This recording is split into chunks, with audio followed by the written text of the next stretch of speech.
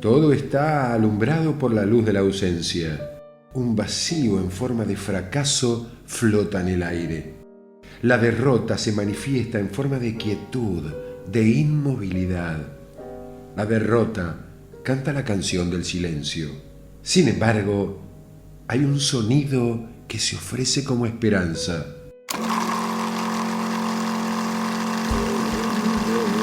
¿Qué es esa figura girando como un espectro de libertad? A velocidades imposibles su energía no llega. Es un montón de vida dando vueltas y más vueltas. Nos habla de volver. Y más que eso, nos habla de revolver. Oh, vamos a revolver, revolver, revolver, vamos a revolver. Sí, con el nuevo giro Perón de 3 velocidades.